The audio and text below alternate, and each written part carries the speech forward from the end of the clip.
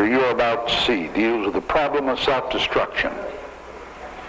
Its purpose was to enable people to better understand the nature of this strange, tragic act. We should not be able to diminish this great human affliction until more people do understand it and appreciate its seriousness.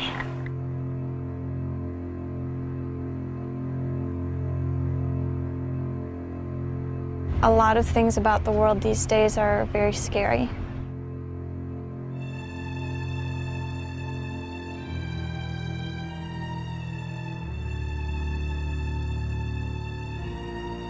My generation may be one of the first generations where a lot of us die not of old age, because a lot of us may not make it there.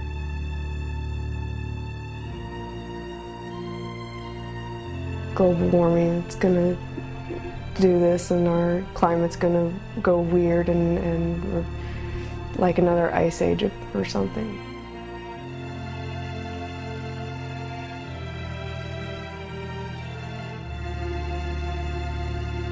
I think the scariest things aren't for me. The scariest things are thinking that I might leave a world to my children that would be really difficult and painful for them. I think we're all fucked. All of us, I think most of us in this room are going to die before we reach. I don't believe that we would wipe ourselves out entirely. I believe that we could probably fall down. There's got to be a way. There's got to be a way to live through it. You know, once we're able to look at the world without blinders and see the really horrific mess we're making of it. We have got to change our whole idea of the way that the world works. I generally just feel like everything is out of balance. Nothing that I can do will make any impact on the planet. We're living a way that doesn't work. We have to live a way that does work. So it's going to change. You can't change what's happening in Washington. You can't change what's happening over in Iraq.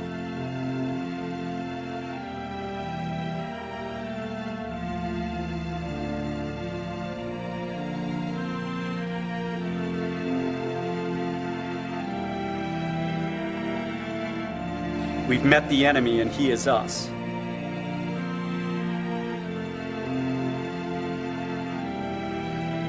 I guess I just tell myself that it's all going to be okay.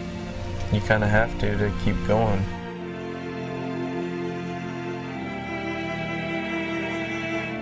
It's not a happy thing to think about.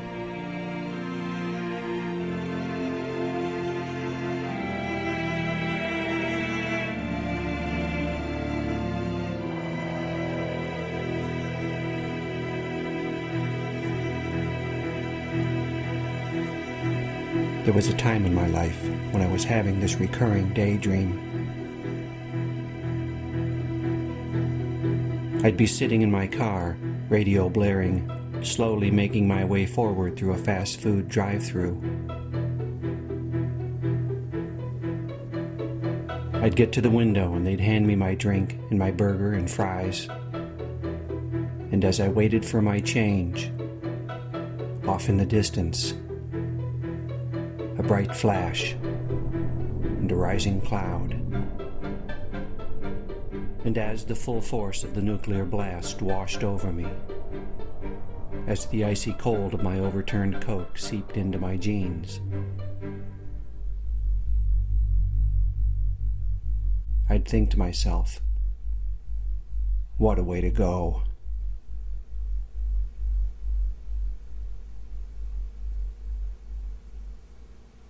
Yeah, I think that we might wipe ourselves off the earth. Definitely. I feel like that's where we're headed.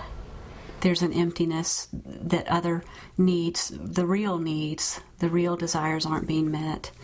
And we're just scrambling with what our culture offers us. And our culture tells us, we will find love if we buy this lipstick and that makeup and these clothes and this car.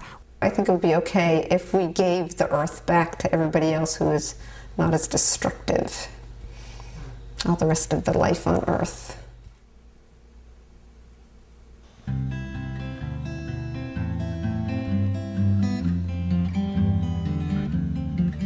I was born in the American Midwest, central Michigan, the water winter wonderland.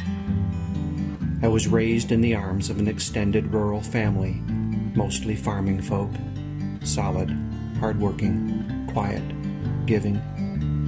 I was born into warmth and plenty to eat, a sense of place and a surety of security. And I was born into stories, stories about the value of work and the right way to live, stories about God and country, about community, loyalty, steadfastness, and resolve.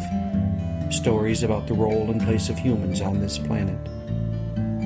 Stories about our relationship to something we called nature. I was born into stories. Nobody told me these stories. They didn't have to. The stories were the air I breathed, the water in which I swam, the ground upon which I walked.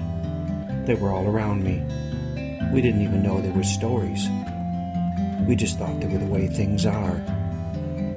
My world was a playground. There were fish to catch, boats to row, parades to watch, trails to hike, lakes to swim, snowmobiles to ride, games to play, presents to open, and family to share it all with. The days would end with sunsets and fireworks, and sometimes I would dance until I collapsed with joy.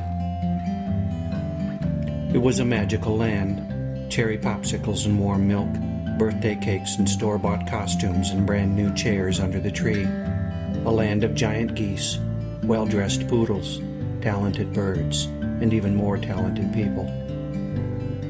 The earth was our merry-go-round, our monkey bars, our swing set. As long as we didn't look down, everything would be just fine. I was born halfway up the population explosion. I was born on the slope of rising CO2 levels. I was born in the foothills of a mass extinction. I was born on the rocky rise of oil production. I was born facing forward, looking ever upward, my first step a step upslope, a step into progress, a step into a vast and glorious human future. We were moving on up. There was no looking back. There was a mountain to conquer, and conquer it we would. All we had to do was climb a bit further. But the mountain we were climbing was not what we thought it was. Rather than rising from natural forces, the slopes up which we were headed were the results of imbalance and short-sightedness. In our efforts to progress, to succeed, to improve, to strive, to overcome, to manage, to shape, to solve, and to grow, we wielded huge new forces across the globe. We walked as giants upon the earth, unaware of the footprints we left behind.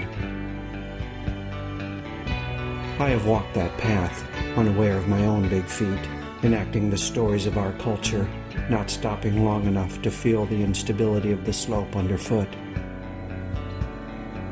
But in the late 80s, news of the ozone hole and global warming first hit me, and the ground began to shake. I stopped and looked around me for the first time. I got scared. I got involved. And then the shaking subsided, or rather, I just got used to it. Life got more complex with the births of my 3 children, and there was climbing still to do, so I continued to climb. But the tremors were still there underfoot. At night I slept, but fitfully, clenched with worries, my dreams assaulted by vague rumblings from the future. In my dreams I would stand at the pinnacle of the present and look out over the surrounding terrain, and it did not look like I had thought it would.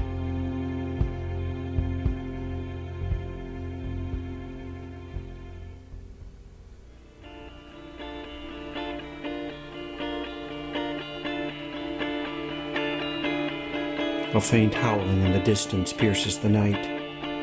The monsters we have created, lumbering to rampant life, are heading, even now, toward our village. Nuclear weapons biding their time, itching with purposes unfulfilled, as hopeful fingers tremble near buttons. Bunker busters and tactical nukes, suitcase bombs and terrorist acts, power plant accidents and leaking wastes. Plutonium launched into space in rockets known to explode. And depleted uranium poisoning the battlefield, depopulating the land.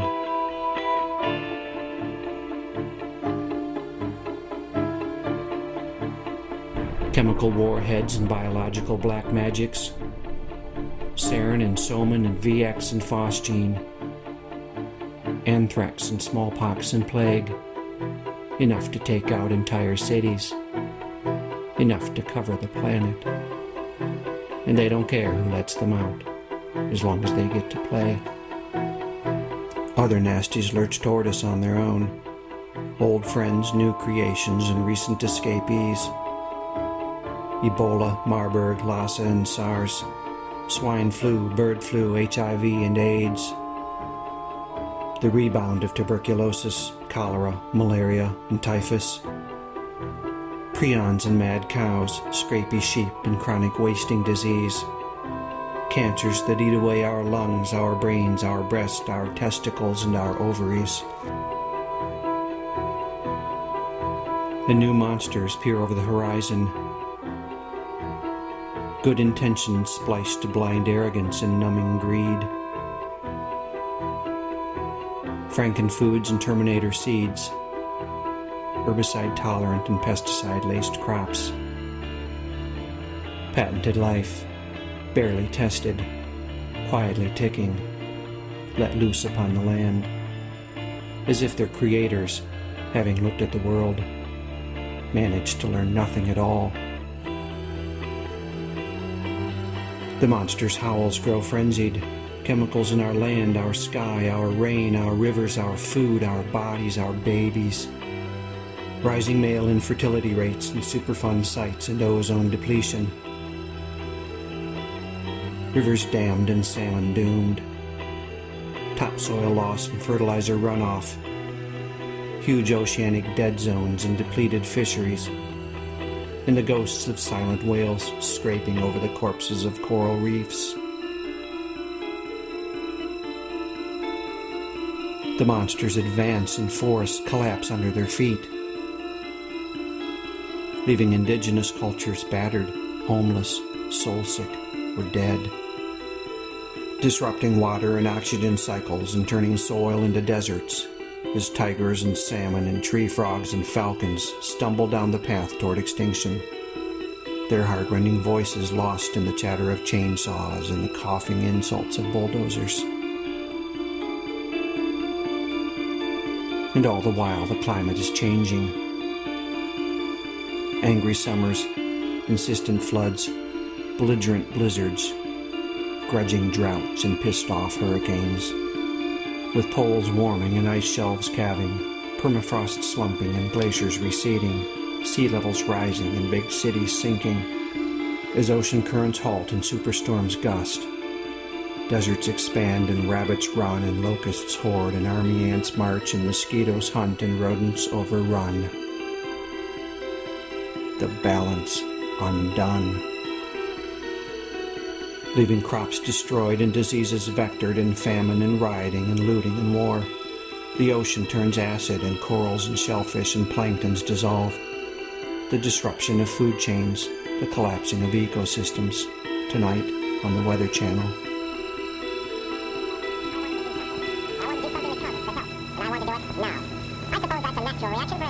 Watch it now while you can, because oil is peaking with no clear replacements. Production will falter as demand keeps increasing, and the price, which is rising now, will just keep on rising. Imagine the impact of the global economy to the truckers and farmers, to your neighbors, yourself. Watch the bidding war rage from trade floors to battlefields. Watch the Pentagon plan and the Patriots Act. Go look out the window. Do you feel a draft? World populations fueled by the input of oil. We could reach 7 billion by 2013. That's billions of bodies more than the planet can sustain without oil. We're consuming the planet and poisoning the soil and the air and the water that we all need to live. We're driving a high-speed train to the end of life, and we're taking the rest of the planet, trillions upon trillions of living souls, along with us. And all of this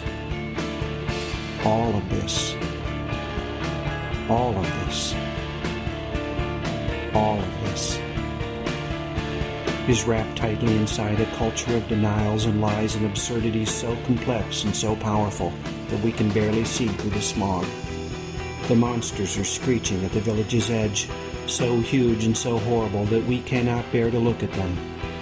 And we, bound in a cultural straitjacket of our own making, slumber on as they draw near. Working jobs we hate, consuming products that do not fulfill, distracting ourselves as best we can with television, drugs, food, sex, and entertainments, hoping our leaders will find some answers, awakening, finally, in the still hours of early morning, to the shapeless realization that they will not.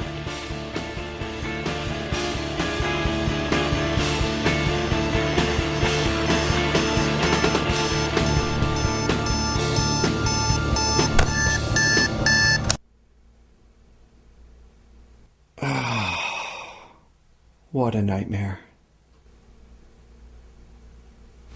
Well, Johnny, you're in a pretty serious situation. But we believe, your mother and Mr. Benton and I, that you can make good without being sent away.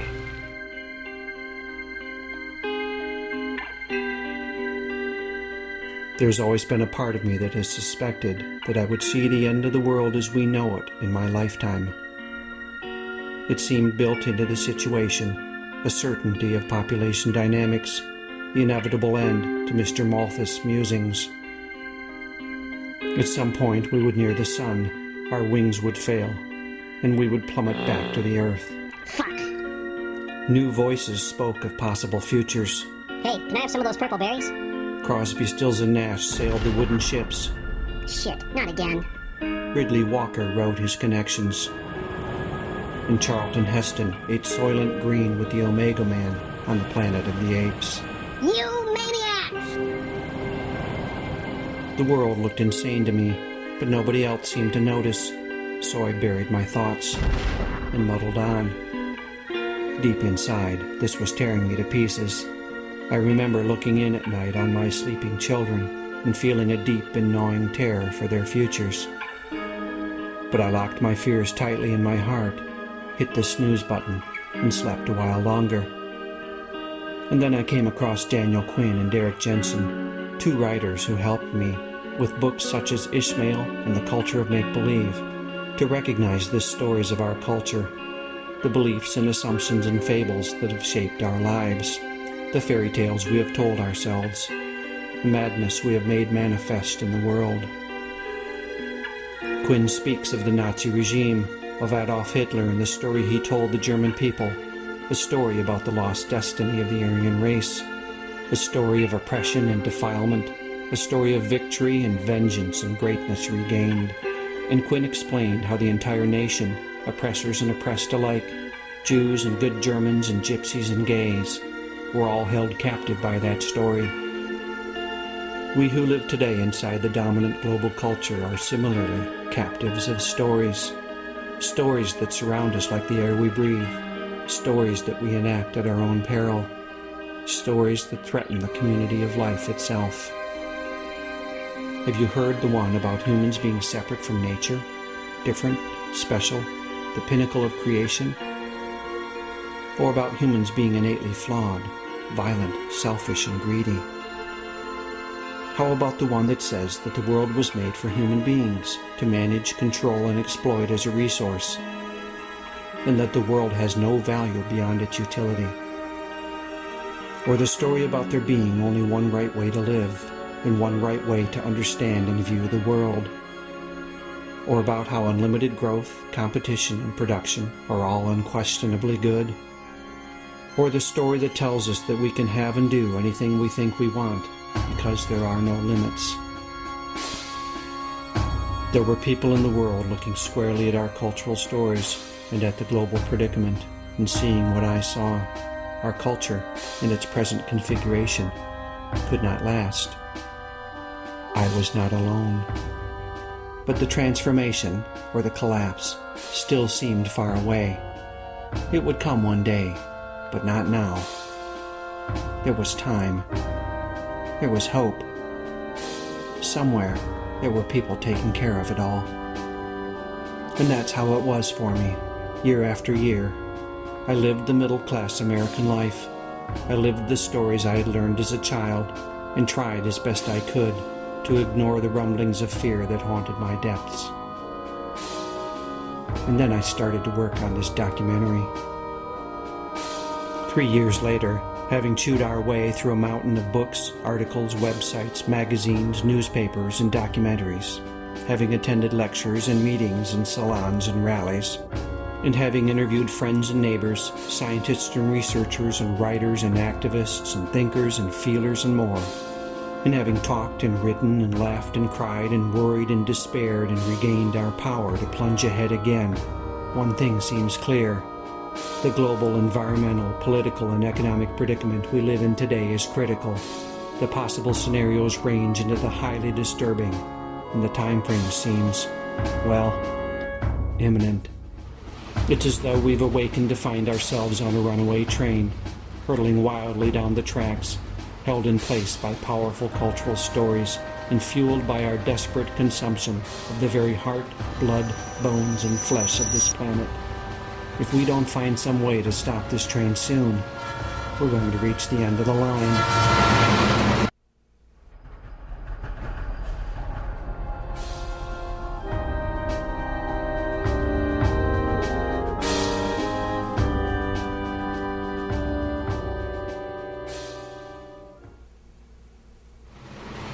So what do you see when you wake up on the train? I can tell you what I saw.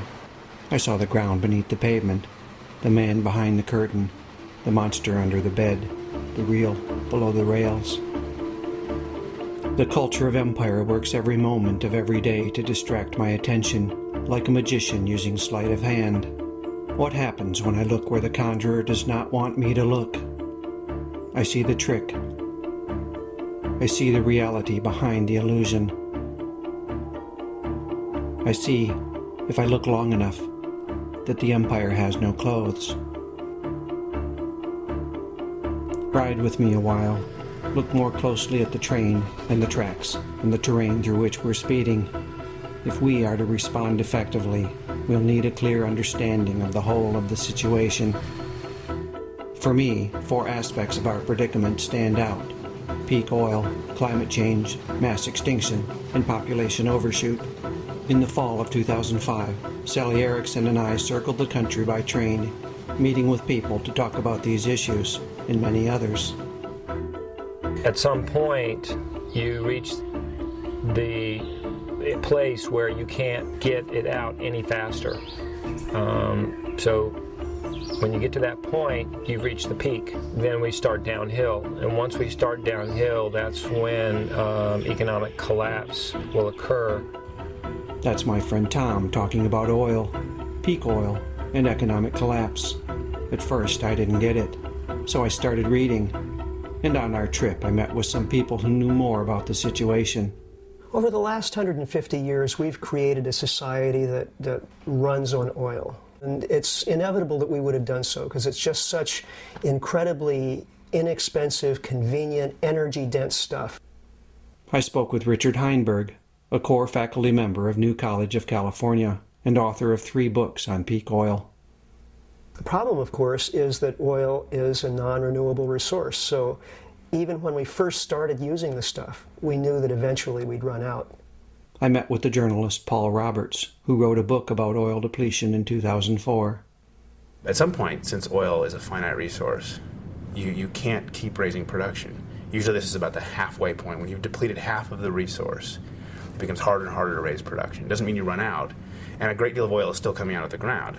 If we were to peak tomorrow, we'd still have 82.5 million barrels coming out of the ground every day, but it would be really hard to get 83.5 million barrels.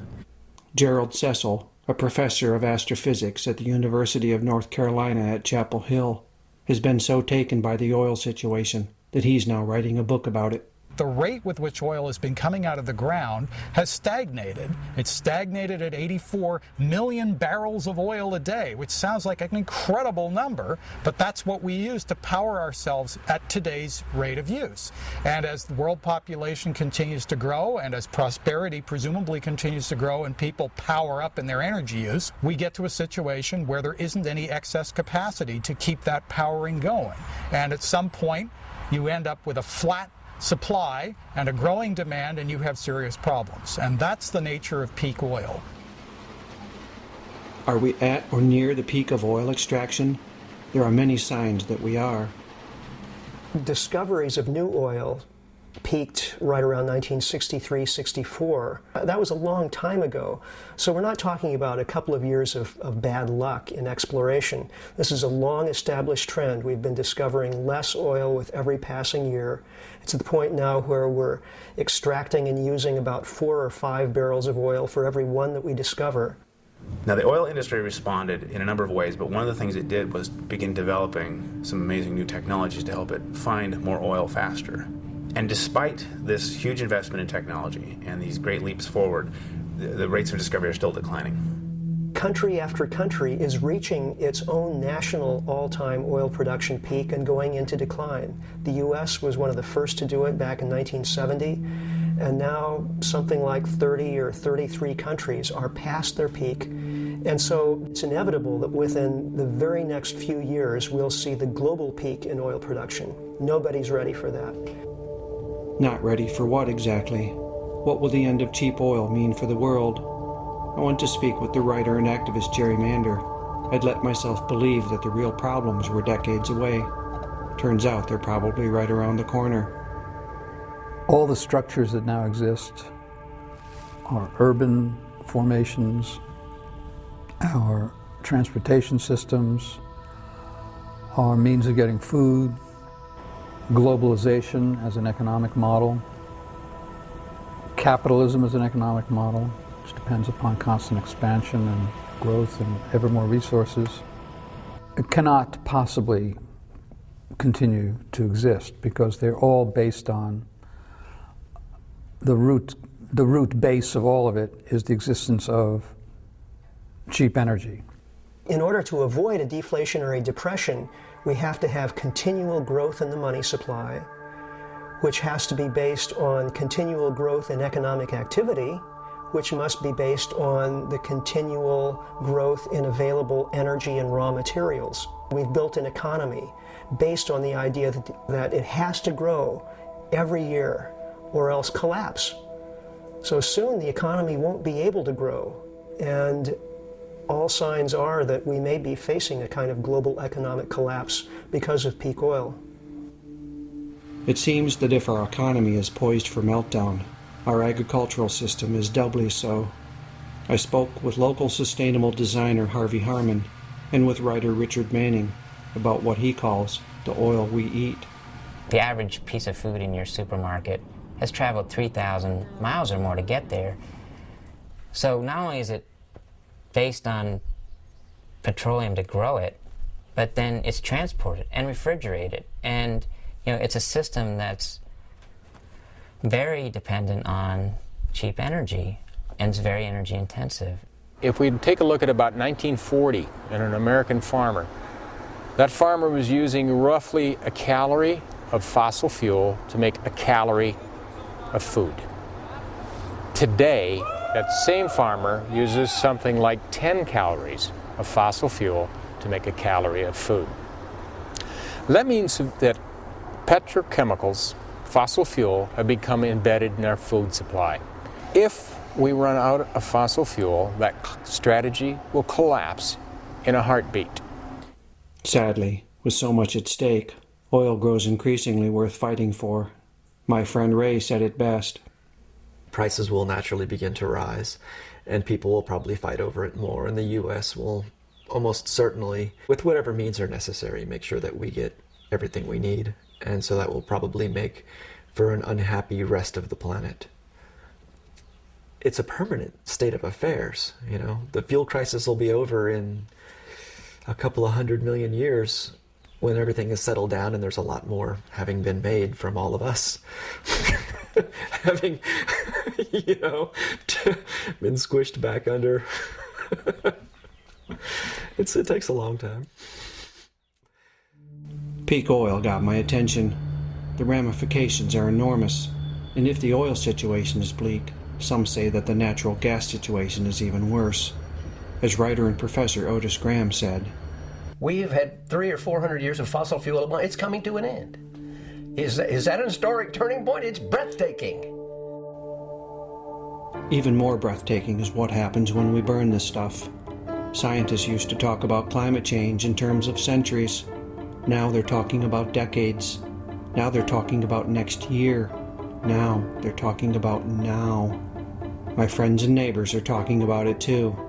We've increased the levels of carbon dioxide in the atmosphere, which traps heat in the Earth's atmosphere, which raises the temperature. The glaciers are melting, the sea ice is melting. You know, the polar ice caps are basically melting.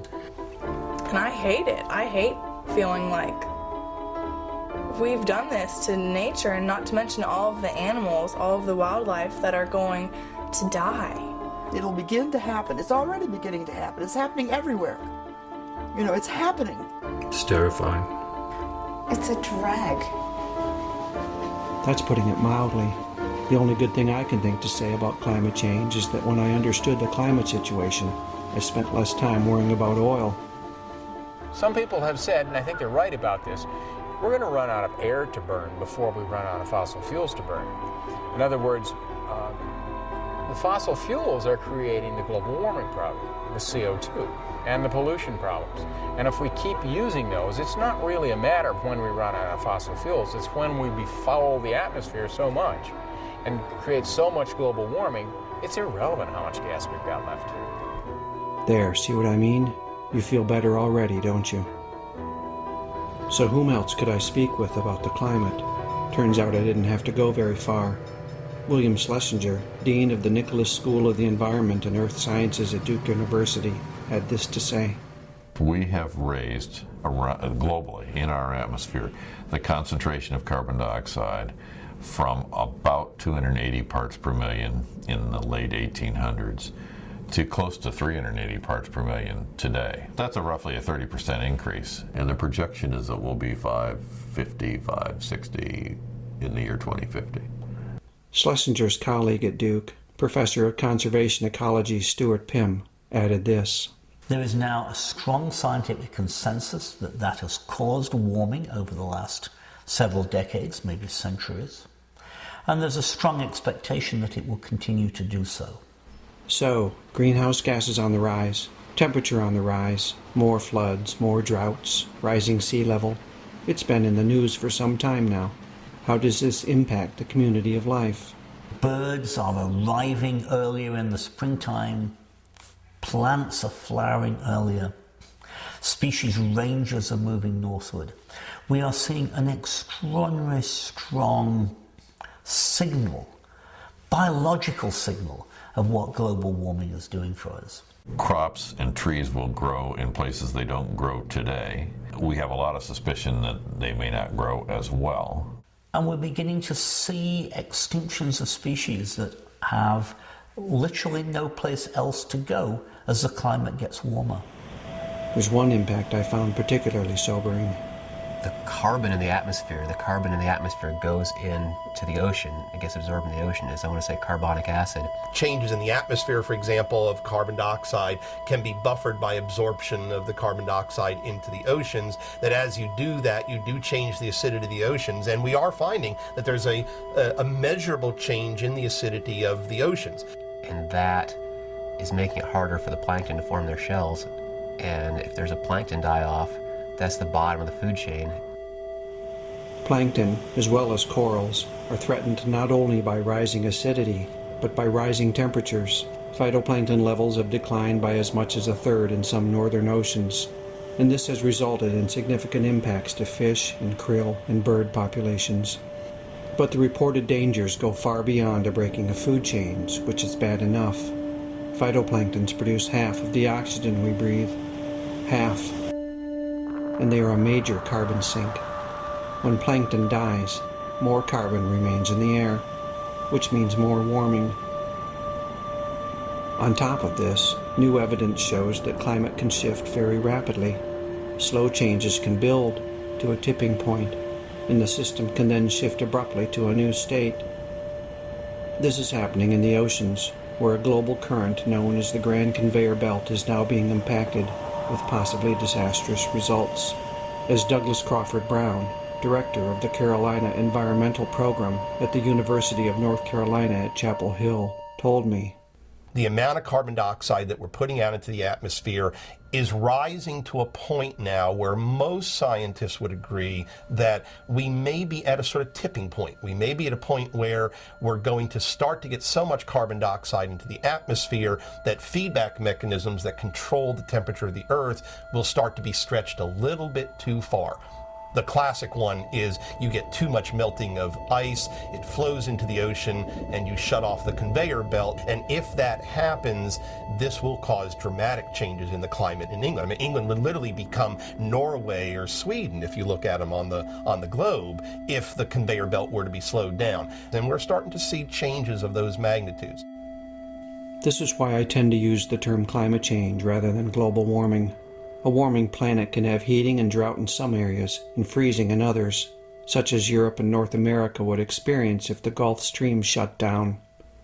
The impact of that would be huge. Those portions, much of which supply the agricultural bounty for Europe and the U.S., would have dramatic changes in climate, particularly affecting agriculture. There are a number of self-reinforcing feedback loops now in operation. Here are two such processes. You know, the polar ice melting, which is opening huge areas of sea in the polar regions. Without that ice, which normally reflects sunlight, that polar sea is now going to be absorbing a lot more sunlight and therefore heat.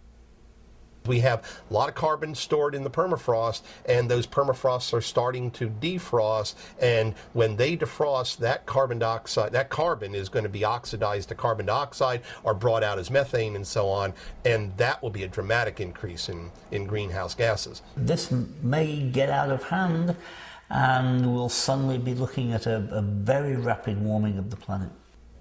This may get out of hand.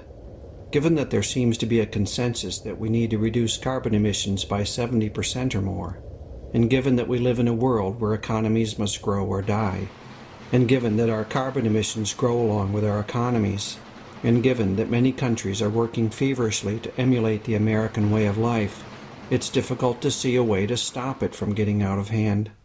I've yet to see a proposed solution that even comes close to realistically addressing the situation. Talk about a snowball's chance in hell.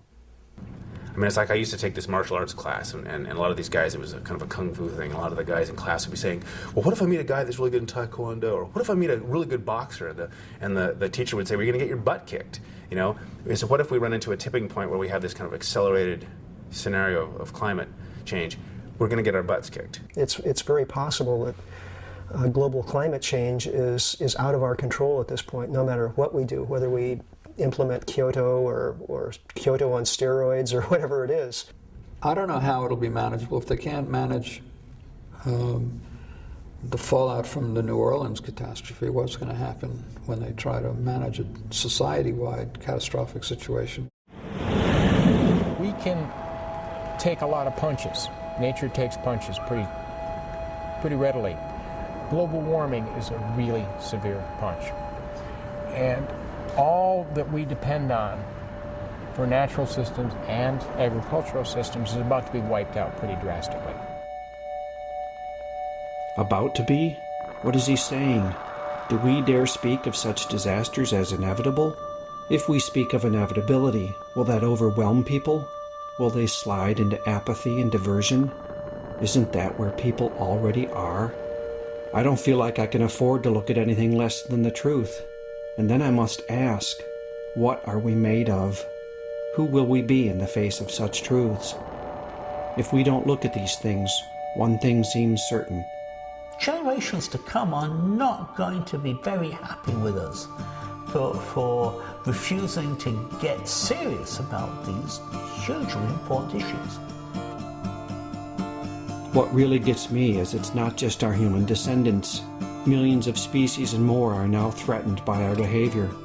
And for many of them, there will be no generations to come. We're killing off all the life forms that give us life. We have black holes in the ocean. There are no fish in places in the ocean. What's happened to the fish? What's happened? That's my friend Barbara, who spent her life as a teacher and activist, working for the life of this planet. The thing is, we know what's happened. My son Jack knows. He's known since he was a kid. I mean, everybody knows the problems, the deforestation, the pollution of rivers, the garbage, overpopulation, all of these things. The planet isn't built for us to do that. It's not built in such a way that it can take that. I mean, we have to live on the planet. So if we're going to destroy where we're living, then that's going to be a problem. Destroy where you're living. A problem? What are the analysts and scientists saying? Geologists mark geological time by catastrophe. When did the comet hit and wipe out all those species? When did the fossil record change? So what was there yesterday was not there the next day. And we're in one of those periods right now, but it's human caused. And we're seeing an order of extinctions now that ranks with the great catastrophes on the planet. Currently, we are driving species to extinction probably 1,000 times faster than they should be. We will lose somewhere between a quarter, maybe as many as a half of all the species on Earth within the next century. I think what he's saying is, that would be bad. When I spoke with Daniel Quinn, he seemed to agree. If this goes on, and on, and on, and on, there's going to come a point when the system is going to collapse. What is it that's going on and on? Nothing less than the people of empire devouring the world, as my friend Kevin put it. Humans are taking over the whole planet, and everything else is being crowded out. Crowded out, felled and milled, caught, cleaned, and canned. The numbers show that the culture of civilization is eating itself out of house and home. On land, we consume 40% of what's known as the primary productivity of the planet. If you look at how much green stuff the planet produces every year, we use about 2/5 of that. We consume it, our domestic animals consume it, and we use wood and fibers like cotton. I drive through the country and see it. Forests are now fields and parking lots and box stores. We grow crops and livestock and billboards and cell phone towers, bulldozing and bush hogging our way around the globe. And it's a destruction of the places where species live that's the principal cause of species becoming extinct. It's the same story in the oceans. Many people think that the oceans are vast and untouched. And in actual fact, we take about 1/3 of the production from the oceans too. Our fish stocks all over the coast of the United States and certainly around the world are getting perilously close to collapsing. Most of the desirable large predatory fish, snapper, swordfish, and the like, have been reduced down to 10% of their previous population. Down to 10%? Maybe that's why we're now eating tilapia instead of cod. The cod is almost gone. And with your tilapia, may I suggest a big tall glass of drinkable water? When it comes to fresh water, we probably take about half of the available fresh water. Part of the way we've fed the planet over the last 30 years as we've doubled population is to use a whole lot of water. Our agriculture is now the leading user of water in the world and in this nation as well. Our watersheds in the United States have been so highly developed that even small changes in the amount of water that falls are beginning to cause large implications for society's availability of water. Multiplying the impact of consumption and habitat destruction is the fact that, with fuels, with pesticides and herbicides and industrial chemicals, with noise and with electromagnetic waves and with human activity and with structures of control and domination, empire is literally and metaphorically poisoning every square inch of the planet. Yes, life will recover from what we are doing to the planet, but don't hold your breath. It's going to take millions of years. It's going to take an incredible number of human generations. Trillions of people will live in a biologically impoverished world if we don't stop our human impacts now. I spoke with Daniel Quinn about this mass extinction. He gave me a metaphor that has haunted me since. We are like people who live in a very tall building, brick building. We live on the top floor, and every day we go down to the lower floors, and at random we knock bricks out and take them upstairs to the top and build higher. Every day, downstairs, 200 bricks, take them upstairs. And the building is perfectly stable. But it's not going to be stable forever because we are attacking the structural integrity of the building. 200 species a day, day after day after day, year after, and as our population increases, it's going to turn into 400 species a day and 1,000 species a day. And there's going to come a day when the system is going to collapse. 200 species a day. This is calamitous. We may already be well over 200 bricks each day, and it looks to me like the building is not far from collapse. Everything in me wants to run out of the building before it comes crashing down around my ears. But where would I run? Empire now covers the planet. The building is everywhere, and almost all of us are inside of it. All of us. All 6.5 billion of us. One of the hardest things to talk about is the human population explosion. The friends and neighbors I spoke with all seem to agree that the enormous increase in human population would soon have to be reckoned with. We're approaching full tilt, I think, in terms of what the planet can sustain. Any species that has outgrown its environment is pressed for resources. Is it just all going to end, and is that going to be the solution? You know, are we going to become extinct like the dinosaurs? Equilibrium will be re-achieved. Unfortunately, nature is a harsh taskmaster. Because we're so intelligent, because we're such a different class of animal with such a big brain, we have the ability to understand and foresee and prepare and stuff for these things. It doesn't mean we will. How will we face into the issue of human population? I went to speak with William Catton, a professor of sociology and human ecology at Washington State University, now retired, and author of an amazing book on ecology and human population called Overshoot. According to Catton's assessment of the carrying capacity of the planet, I think the way we're living now, the world was overpopulated already by the time of our Civil War.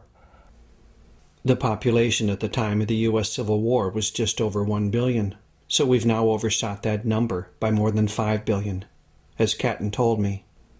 It is possible to exceed carrying capacity, but only temporarily. If you exceed carrying capacity, you then damage the environment upon which you're depending. Looking closely, I've come to see that population numbers for humans, in and of themselves, are only part of the story. As Catton points out, it's the damage those numbers do that counts, and that damage is intimately connected to our way of life. The Earth supports as great a collective mass of ants as it does people. It can do so because ants aren't building 6,000 square foot homes, driving 2 hours to their jobs, buying plasma TV sets, and killing each other with depleted uranium munitions. We in the developed world have 32 times the footprint on the planet, on the resources depletion, 32 times the person in India. Well, I think we all know that, though the figure is stunning. And it ought to make us really think and start to talk with each other about this. You talk about how many energy slaves per capita do we have. In this country, we've got something like 70 times as many energy slaves per capita as people in Bangladesh. Instead of thinking of that Bangladesh as the overpopulated country, if you multiply each of us by 70, take that 290 million or whatever number of us there are now, multiply it by 70, wow, we are an overpopulated country. In those terms, the U.S. is a nation of 21 billion people, and my own 3 children add 210 to that number. To speak of population, then, as the root cause of our problem makes little sense to me. It conjures images of crowded third world cities and teeming masses of human flesh, while the global impacts of rich first world lifestyles go unexamined. Big feet, more and more feet, and more feet getting bigger and bigger. And if these feet just keep on walking, one of these days they're going to walk right into oblivion. It cannot be sustained for much longer. There are any number of catastrophic forces that could lower our numbers as oil depletion, climate change, and environmental collapses play out. One thing large populations are especially prone to is disease. Microbes are going to have a lot more to do with it than humans have to do with it in the end. In nature, and we're still governed by natural rules, we don't like to think we're not, well, we are. And when you put together the kind of biomass that humans represent on this planet, we're an asset to somebody. We're a resource. But it may be possible to meet the situation with consciousness and intention. Once we get to the peak human population, wherever that is, I hope it is 8.5 billion rather than 12 billion, but it's going to be high. Whenever we get there, what? Do we have a vision of what we should do? I mean, we got to the peak, and there's trouble all around us. What should we do? Somehow we've got to devise a way for obtaining a soft landing as we reduce the population from 6+ billion down toward 1 billion. If we decide we want to reduce it, we can see to it that the reduction occurs in a more humane way than it will occur if we just try to keep on business as usual. Humanity's never been in this. This is new. This is new. And this is big. And this is not being talked about. And because it is not being talked about, we have no clear idea how we might devise that softer landing. Talking about it, then, clearly and honestly, is the first step. Without that, catastrophe is inevitable. But either way, our global population is going to be reduced. This is what I had to face. The population of my species is going to be reduced. I had to face it just like the grizzly bears have had to face it, and the wild salmon have had to face it, just like the right whales and the piping plovers and the mountain gorillas have had to face it, just like the great auks and the golden toads and the black-finned ciscos had to face it before they went extinct. And I had to face something else. I have a choice about how I meet it. My friend Lyle gave it some perspective. The fact is that there have been die-offs of civilization. There have been collapses of great, mighty civilizations. Sophisticated, powerful, unbelievable civilizations have collapsed. And it's a choice. It's a choice that we can decide to succeed or fail. And I'm going to go ahead and decide to succeed, thank you. And I'd really like it if you'd come with me. What choices do we now have? What would that success Lyle speaks of look like? What is inevitable at this point? And what remains to be created if only we awaken to our power? Most importantly, why have we not already awakened? And you know something? The more you talk about your problems, the easier they are to solve. It's bottling things up inside that's bad. We can't survive apart from the earth. And so we're killing it. I think part of looking at things exactly the way they are is feeling how isolated and alienated we have become from ourselves, from the people around us, and from the natural world. And when you look at that and experience that, the natural response is deep grief. Deep grief at the loss of connection.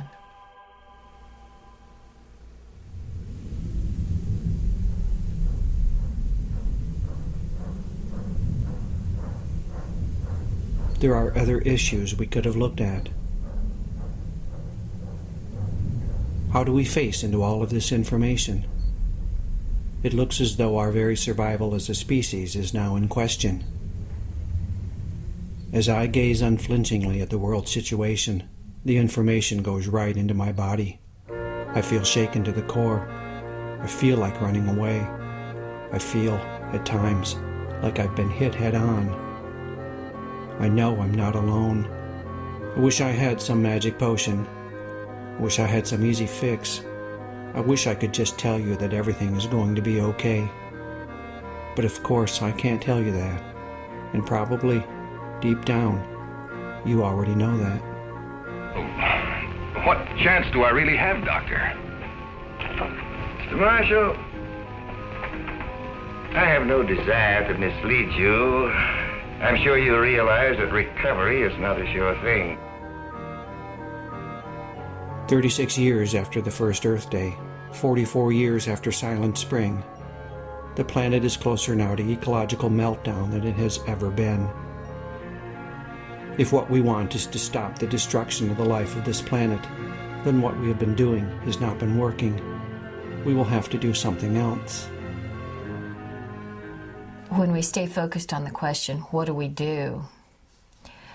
We don't ask the more basic questions about how did we get here?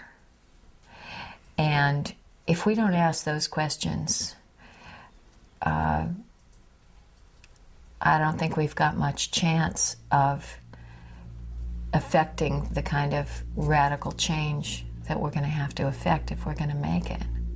Well, I appreciate your being so frank with me, Dr. Swanson.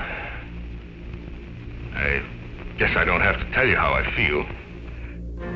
From my experience, talking about how we feel is exactly what we need to be doing, and we'll also need to question some assumptions. One assumption I question is the one that tells us that since scientists can help us understand the situation, they are automatically equipped to tell us how to solve it. But there are forces at work in the world that cannot be understood through a microscope. What are the forces that brought us to this point? And what are the forces that keep us stuck here? I went to speak with the people who are trying to answer these questions.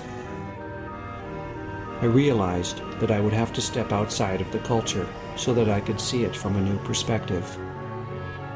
Deep inside the tangle of problems that threatens the entire world, there rages a boundless blaze of cultural fire, the locomotive power for the cultural train we're all now riding. An engine not of steam or diesel, but of story and myth, habit and belief. An engine racing out of control. It's time to look more closely at the culture of empire. So how did we get into this mess? Wow. That's a cosmic question. Many analysts think it started about 10,000 years ago, when humans began to engage in a new and fundamentally unsustainable style of food production. What we invented was something that I call totalitarian agriculture, which is predicated on the notion that it all belongs to us. We can kill off anything we don't want on the land, put a fence around the land, we can grow the food we want on the land, and nobody else can touch it. That slippery slope that we're on right now, we started walking on that 10,000 years ago. And it is because of an inherent problem in agriculture. Agriculture really depends on disturbance. There's no way you can do agriculture without doing that catastrophic damage. So it makes agriculture fundamentally unsustainable. The surplus from this new way of getting food had immediate effects. It has fueled this tremendous population growth of ours. Our growing population is always catching up with our food production. We have a food race on our hands. We grow more food and the population increases. So we grow more food. It's a race that can't be won. On top of that, totalitarian agriculture also consigned its practitioners to a life of hard work and poor health. As a species, we had food before us for all of our history, which is 200, 300,000 years. When you look at 10,000 years, it's relatively minor in that space. But we were hunter-gatherers. And so nature grew our food in its way as opposed to our way, which is agriculture. We didn't grow food, food grew. Yeah, it's hard for people to accept the fact that the more you base your society on agriculture, the harder you work. If we look at archaeological sites around the world, and people have done this, and all the locations, this is not a cultural issue, in all the locations where agriculture began in Asia, the Mideast, South America, and Central America, we will find people who are stunted, short, their teeth are invariably gone because of the carbohydrates they're eating turn into sugars and rot their teeth out. They're misshapen, they're asymmetrical, they show every evidence of suffering all sorts of disease. This new type of agriculture both required and allowed more settlement, and with that came the beginnings of wealth and inequity. If you go to pre-agricultural towns, you'll see a series of houses all about the same size. And almost instantly when agriculture occurred, you can go to any town in any agricultural site in the world, not just in Western culture, and see a few very large houses with granaries connected to them and a whole series of smaller houses. That kind of social inequity began almost immediately with agriculture. As Quinn and Manning point out, early agricultural peoples were not better off than their hunter-gatherer predecessors. This was news to me. The psychologist and cultural analyst Chellis Glendinning points to other consequences of settlement and agriculture. Before, when women were moving around and very athletic and carrying their babies and having a diet that wasn't so high in carbohydrates and nursing their babies for long periods of time, then women did not ovulate very often. But when women became sedentary, women began to have regular cycles. And so more babies were born. And so guess what? Then you have to make more farm. And then you have to expand the area that's fenced off. And then, oh, maybe you're going to meet up with someone else who's coming that way, you know, another group. And so then you have to have a war. We're taught to regard agriculture and settlement as the normal and natural way for humans to live. So it was a bit of a shock to learn how these basic cultural changes were the fundamental cause of so many of the problems that have dogged us through the centuries. Derrick Jensen speaks to the end result of all of this cultural change. I think one of the best lines I ever wrote was that forests precede us and deserts dog our heels. When I think of, or when you think of the plains and hillsides of Iraq as the first thing that you normally think of, cedar forests so thick the sunlight never touches the ground. I think for most of us that's not the case, but the first written myth of this culture is Gilgamesh cutting down those forests to make cities. Cities.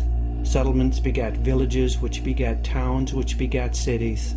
Totalitarian and catastrophic agriculture, the accumulation of wealth and power, and increases in population all came together to give rise to a new form of human culture, the culture of cities, the culture of civilization, the culture of empire.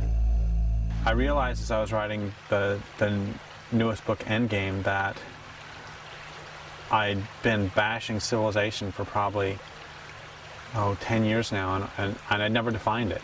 I didn't know what I was talking about. And so I define it in that book as a way of life characterized by the growth of cities.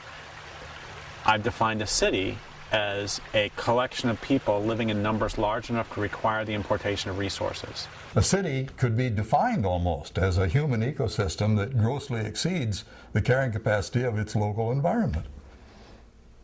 As Jensen and Catton point out, because cities exceed the carrying capacity of their local environment, and because they require the importation of resources, then those who live in cities are locked into the inevitability of getting those resources from somewhere else, from somebody else.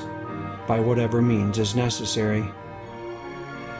Often that means is trade, but trade requires transport, and transport requires energy, and energy has to come from somewhere, and it eventually runs out. And trade requires willing partners, but people do not always want to trade. When trade breaks down, and you need those resources, what remains is war. We now need oil to keep our cities going. Watch the bidding war rage from trade floors to battlefields. Watch the Pentagon plan and the Patriots Act. Let's stop for a second and regroup. I told you I've had to challenge some assumptions. We've been doing agriculture and expanding and growing and building cities and accumulating material wealth for so long now that it just feels like this is how things are supposed to be. But how can a way of life that is destroying its own support systems be considered how things are supposed to be? They did eat every herb of the land, and all the fruit of the trees, and there remained not any green thing. Let's move on. Once our native human intelligence and creativity was combined with the defining impulses of empire, things began to snowball. We kept using more and more sophisticated technology so we could put off the inevitable, which is we've got physical limits. Using the power of technology, we could break through the limits and laws and rules that kept the community of life in balance for millions of years. Temporarily. Rules. All the time rules. I'm sick of them. Excuse me for interrupting, boys and girls, but maybe you would like to find out just what it would be like if there were no rules. But how could we do that? By going someplace where there are no rules. There's no such place. But maybe there is a way we could go to a place without rules. How? By using our imagination. Now let's all pretend real hard. And pretend we did. Thinking we had no limits, our power to control went right to our heads. As historian and geologian Thomas Berry put it, we in America are fantastically absorbed in the fact that we are controlled, in a sense, of the destinies of the universe. So, and whatever we do is what needs to be done. What I say goes, see? I'm the law around here.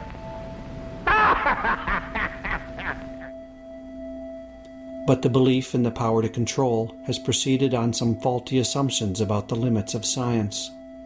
Science has given us a way of understanding the Earth in such a way as to enable us to use the planet. That's the challenge, the use of the planet. And that's the fatal aspect of science, is that science gives us the power, but it doesn't explain how to use the power. I've been confused about technology. I've heard all my life that technologies themselves are neutral, that it all depends on how we use them, that they can be used for good or ill, depending on the wisdom and intelligence of the user. But, as Jerry Mander explains, But that's completely wrong. You can do an analysis of every technology and find its beneficial aspects and its negative aspects.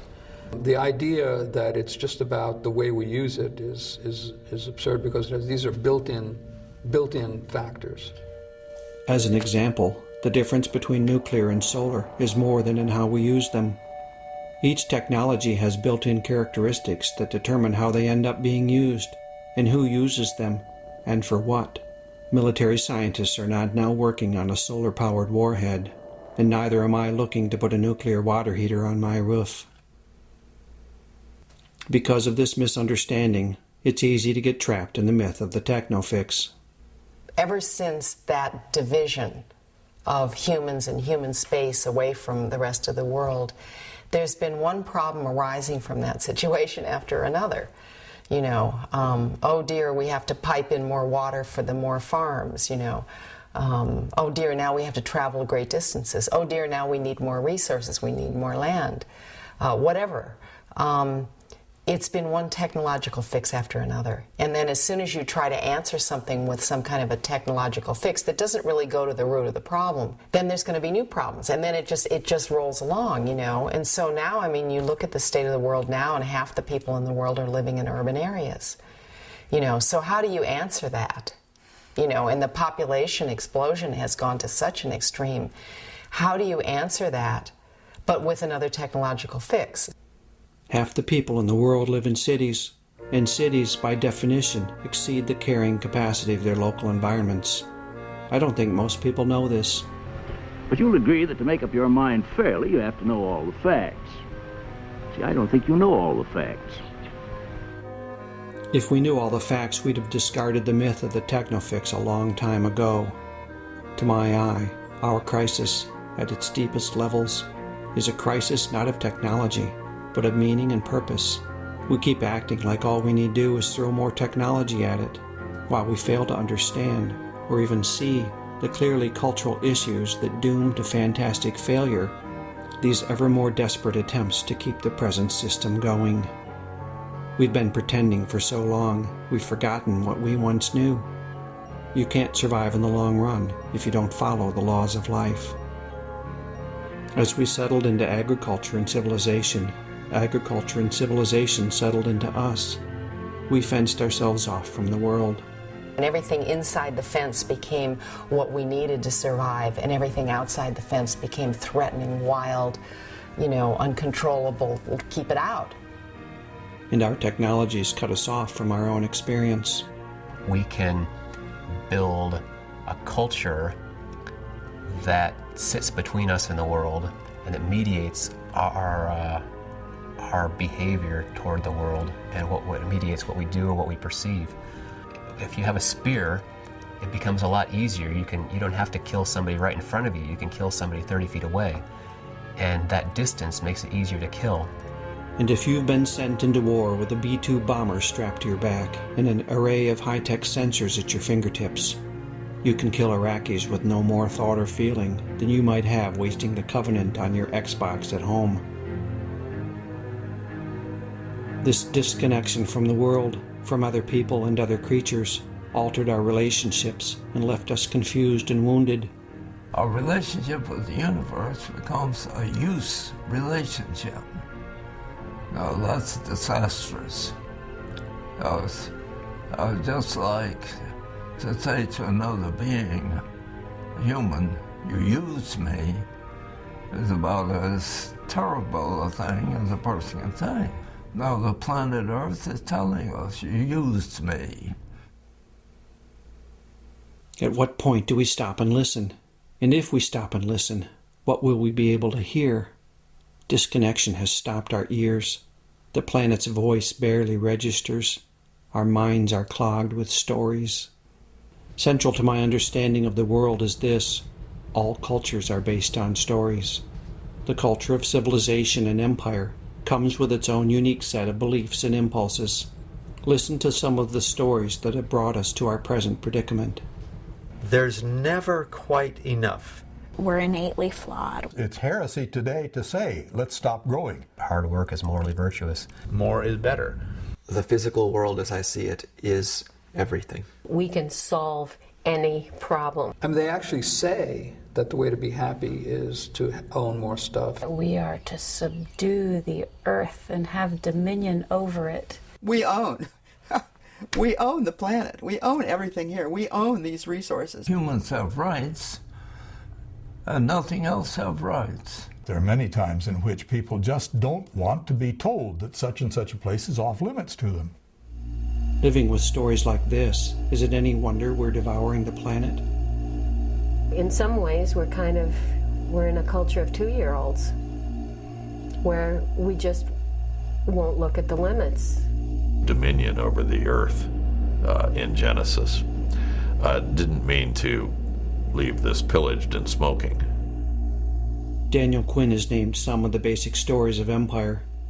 The ambient voice of our culture tells us that this is the best that humans could ever hope for. What we've got right now and where we're going is just unsurpassable. Ergo, any alternative has got to be worse. There were other civilizations besides ours. They did not think that they had the one right way to live and that everyone in the world should be made to live that way. We are taught to think that we are humanity. If there are other people out there that were different from us, well, they're degenerates or they're just not as far advanced as we are. We came along and began doing things and building civilization, and this is the way humans were meant to live from the beginning, which is one reason why we can't give it up. Here, perhaps, is the most dangerous story of them all. We are superior to all other creatures, and our lives are independent of theirs. Through his intellect, man has developed a superiority over every other form of animal life. With the stories of empire in place, civilization was ready to spread around the planet. Rand Prier explains the core idea of the parable of the tribes, which reveals how the culture of empire prevailed in a process of cultural evolution that selects for power. Imagine there's a bunch of tribes that are living together peacefully, and one of the tribes, for some reason, instead of living in balance and peace, they decide they're going to go make a bunch of weapons and conquer the next tribe and turn them into slaves. The next tribe has three choices. If they run away, the paradigm of the violent tribe expands into their territory. If they submit into slavery, the paradigm of the violent tribe expands their territory. If they build weapons to fight back, the paradigm of the violent tribe expands their territory. And that just goes on until the whole world is made up of people who make weapons and fight and enslave other people. After 10,000 years of this, we've forgotten who we are. How could 3 million years of human life be meaningless? The way people were living at that time, during that vast period, they were living in a way in which humans could live for millions of years, tens of millions of years. And that's something. Man, now we're saying, how many decades can we have? And if we go on living this way, it's not many. It strikes me as critical that we remember who we really are. We have these huge brains and a great capacity for innovation and adaptation, but we can get trapped inside of stories and fantasies that block us from our own greatness. Well, human beings can act either as members of climax ecosystems where we integrate ourselves into everything else that's going on, or we can act as invasive species like the cane toad. The classic example of human beings acting as an invasive species, of course, is Europeans over the last 500 years or so. It doesn't have to be this way. Not all human cultures have followed this path. When I look closely, what I see is that human capacities and characteristics have always been mediated by the larger society. Always.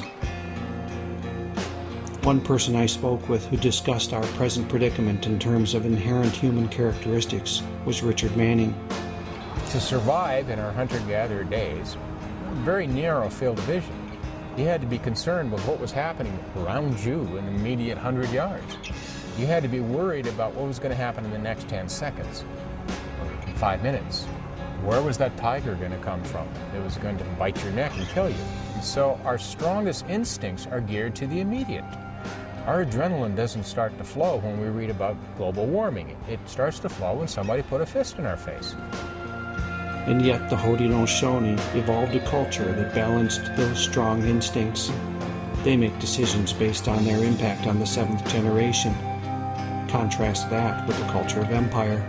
What we've never been able to do is recognize a limit coming from 30 or 40 years out and behave accordingly. And so we haven't seen climate change coming, and most people don't see oil depletion coming.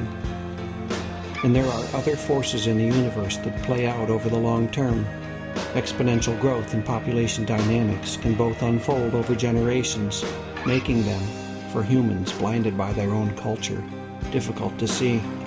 William Catton explains another long-term process. C. Wright Mills of Columbia University, kind of a maverick, gave a nice sociological definition of fate. Fate is what happens when innumerable people make innumerable small decisions about other matters that have a collective cumulative effect that nobody intended. Okay, that's what's happened when we overpopulated the world. Nobody intended to overpopulate the world. Nobody intended to pollute the oceans. Nobody intended to start the greenhouse effect. So this is part of what I've come to about how we got here, a snarl of assumptions and behaviors and beliefs and stories that formed the backbone of the culture of empire, a fusion of forces that severed us from the laws of life.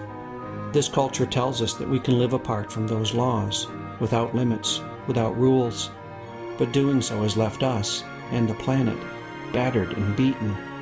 It isn't working out the way we've been taught to think it will. Well, boys and girls, how do you like living without rules? I hate it. This is no fun. It stinks. Over and over I've had to ask, why do we keep destroying the planet, even now, when the evidence that we are doing so is overwhelming?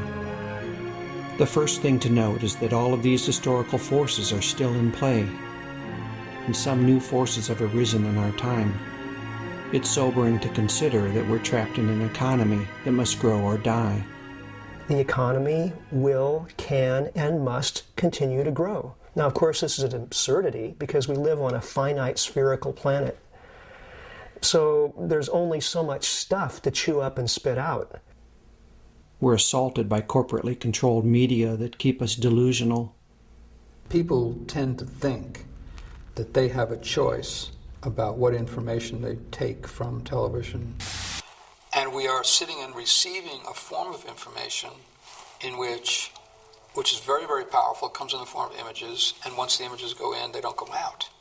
It's almost science fiction in its implications. It's Big Brother. And yet we think it's perfectly normal. As people's real lives become more and more degraded and unsatisfying and petty and vulgar and irritating and sterile, then the appeals of those glorified images become all the more powerful. There's a great line by Zygmunt Bauman that he says that rational people will go quietly, meekly into a gas chamber if only you allow them to believe it's a bathroom. And I've lost all hope that my government is capable of looking clearly at the situation.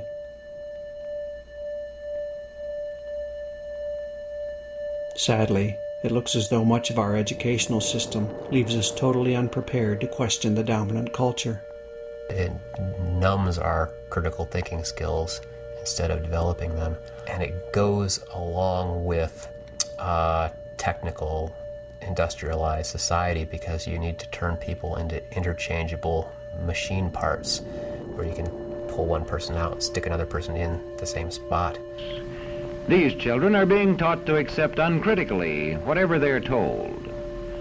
Questions are not encouraged. I've certainly never been encouraged to question how our culture creates disconnection.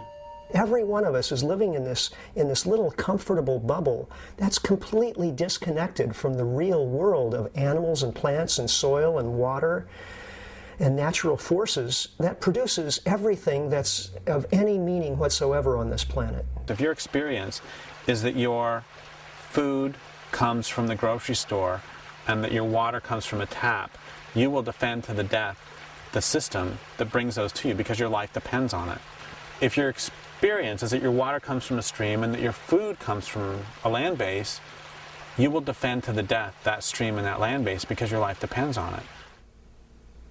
Systems of manipulation and exploitation, structures of disconnection and delusion, institutions of domination and deceit.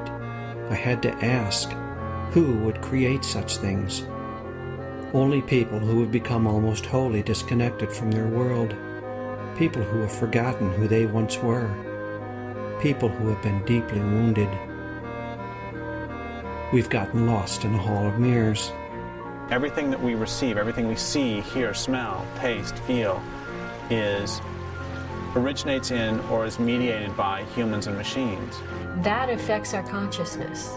It gives us an inflated sense of our own importance and of what reality is, as if because we've made it, it makes it most real.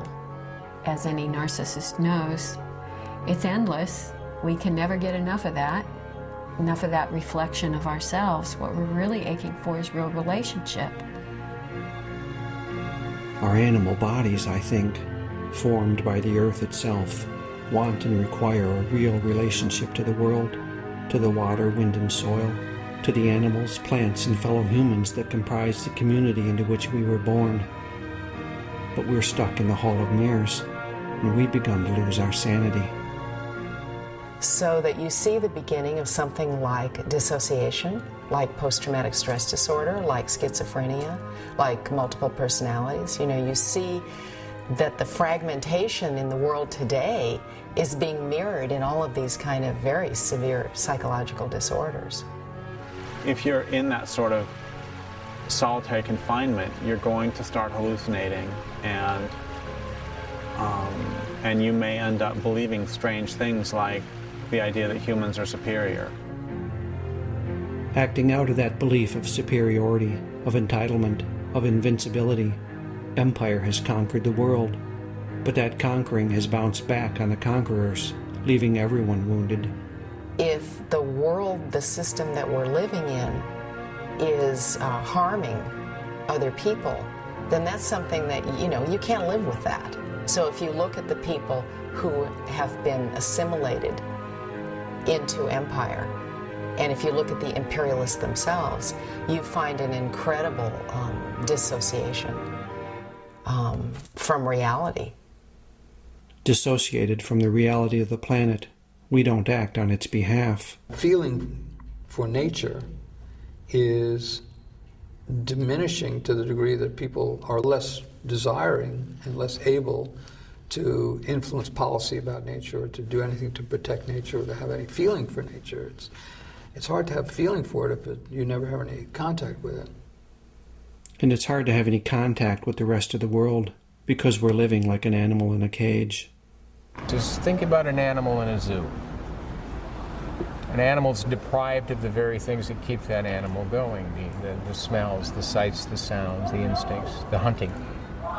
And they become psychotic, literally psychotic.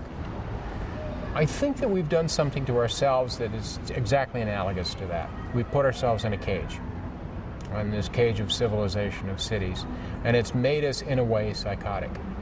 That if you would have a group of hunter-gatherers, and this has happened a lot, hunter-gatherers watch behavior of people in our society, they would think we were crazy for the way we behave, because we are. I stop, I listen, I watch the world. The disconnection is everywhere. You learn it as a child. You learn to not feel the kind of pain that is inflicted upon you by the lack of connection, by being in a crib by yourself in a dark room, by not having the breastfeeding, by not having the constant contact with other people's bodies. Television viewing for children, and I think to some degree for adults, is a training for more hyperactive lifestyles and hyperactive informational systems. And that is putting people into a kind of emotional, psychological state which makes it impossible to relate to nature. So, it's concrete alienation again. Most of us don't have a human community where we can rest and feel safe and feel like I'm going to be taken care of. In our culture, there's so many things that are set up to stop us from connecting directly with each other. Like if you go to a bar, we take this for granted. If you go to a bar, it's dark, there's really loud music playing, because if it were quiet and there were good light, people would get freaked out to have to deal with each other so directly. Our economy thrives on this. It's pretty easy to sell stuff to people who are so disconnected from the things that they most need. The stores are filled with bandages for the wounds of empire. There are other ways to look at this wounding. Derrick Jensen sees the dominant culture as an abusive system, leaving its members suffering from complex post-traumatic stress disorder. What happens if you're not traumatized once or twice, but if you're actually in captivity for a long time? If you're held as prisoner? One of the things that happens is you become afraid of all relationships and you have to control everything around you. You forget that mutual relationships are possible, and you begin to believe that all relationships are based upon hierarchy, because that was your experience. And you come to believe that all relationships are based on power. And of course, when we look around, that's what we see. So we are too frightened to enter into a relationship with these trees, with all of our neighbors. And so we call them resources, those to be exploited. Everything within an abusive family structure is set up to protect the abuser. Everything. And by the same token, everything within this culture is set up to protect the rich. That's what this culture is about. Why do so many victims of abuse stay with their abusers? Because they're identified with the system, and they've been taught since early on that everything is about protecting that system. With civilization, we've been taught to identify with this larger whole that isn't us. We identify more strongly as civilized than we do as living beings. Over the years, I've begun to break my own identification with the dominant culture, to reconnect with myself as a living creature walking the earth. I'm still not finished with the task, a daunting challenge, and yet one of the most rewarding things I've ever done. I've also learned to view this culture through the lens of addiction. Addiction is based on continually seeking more of what it is we don't really want, and therefore never being fully satisfied. There's a deep need, there's a deep hole, a deep longing, a deep fear, a deep grief, a deep rage. So there's food, there's cigarettes, there's alcohol, there's drugs, there's computers, there's TV, there's movies, there's shopping, there's music. It's endless. All of that we've now determined people can be addicted to is a kind of it's like a technological fix. So as long as that's working, why would I stop? I won't stop. An alcoholic doesn't stop. A drug addict doesn't stop as long as it's working, but you reach a point where it doesn't work anymore. After centuries of abuse, disconnection, delusion, and addiction, it looks as though we're desperate to hit bottom. It's almost as if we're wanting to hit bottom so hard that we either shift or die, because it's not worth continuing like this. So many people are so very, very unhappy, and they want this nightmare to end, and they don't recognize that the death that they want is a cultural death and is a spiritual and metaphorical death. That would explain why we continue to foul our nest. If what we want is to hit bottom, we found the perfect means to get us there. Denial. Denial. Denial. Denial. Denial. Denial. Denial in huge neon letters that blink on and off like the old Rocky and Bullwinkle credits at the end of the show. Again, I stop and listen and watch as I move through the landscape of empire. The denial is so thick that you could cut it with a paper knife, if only you weren't still using it to frost that cake. Denial takes tremendous energy, and if you have to work really, really hard to not acknowledge the fact that this culture is killing everything, you're not going to have much energy left over. It's the energy I freed up when I stepped out of my own denial that has made this documentary possible.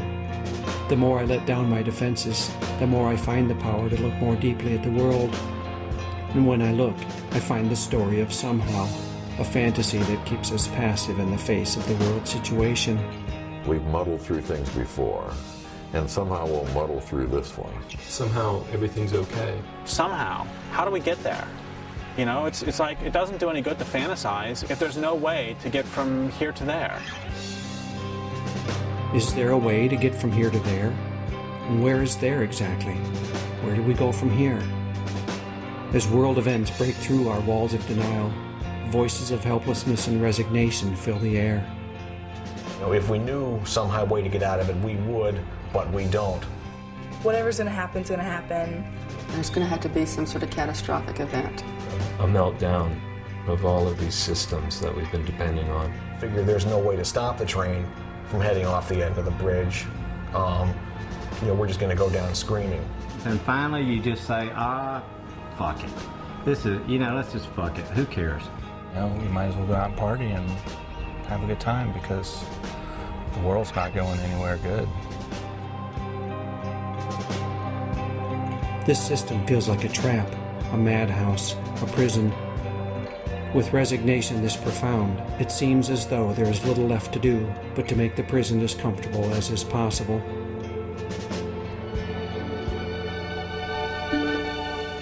Personalized, and with accessories engineered to our personalized taste, for convenience, for comfort, for convenience and safety, with protection from rain, blocking out the wintry gale, with comforting warmth, to hold out the searing heat with cooling comfort. Capitalist culture is telling us to buy, and we will feel better if we buy more. That we are incomplete, and that we need to fill this emptiness within us by consuming. Consume, consume, consume. We've looked now at the train that is hurtling us to destruction, at the tracks that constrain us, at the locomotive power that drives us to oblivion. And we see more clearly now exactly where we are headed. It all adds up to this. This culture is not only killing the planet, it is destroying us as human beings. The train plunges forward at blinding speed. Charlie stole the handle. So who are we going to be?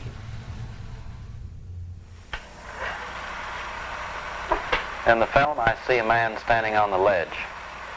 Do you think he really wants to live? The answer, of course, is yes. I don't think humans are going to go extinct. We can't kill ourselves off. I just don't see any plausible way it could happen. Well, I guess, yeah. What might happen is the Earth could get into a serious runaway greenhouse effect that could turn the whole planet like the planet Venus, where it's like 1,000 degrees and full of methane.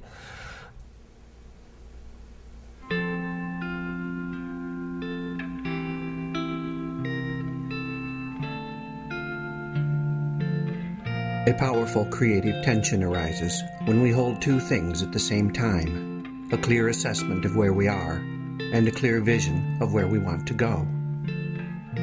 I don't see that the culture of empire has either.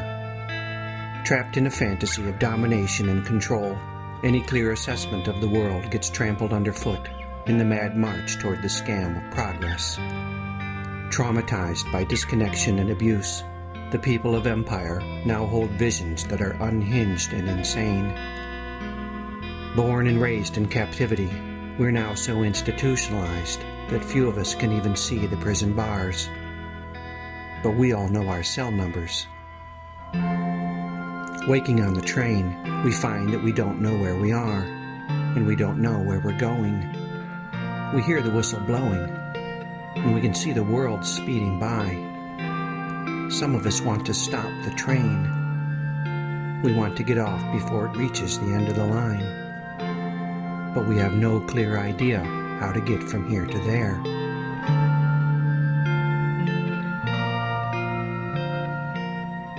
The secret plan is that we're going to go on this way no matter what for as long as we can. I likened it to this secret plan in Nazi Germany. It was an open secret. Everyone knew that those Jews weren't going off to resorts or to have picnics in the woods, but no one talked about it, and no one talks about this either. This is scary. We're in a democracy. We're in the biggest democracy on the planet, and we're not getting informed, and we're not looking either. We're not asking. As civilization has provided more and more for us, it's made us more and more infantile, so that we are less and less able to think for ourselves, less and less able to provide for ourselves, and this makes us more of a herd. We develop more of a herd mentality where we take our cues from the people around us, from the authority figures around us.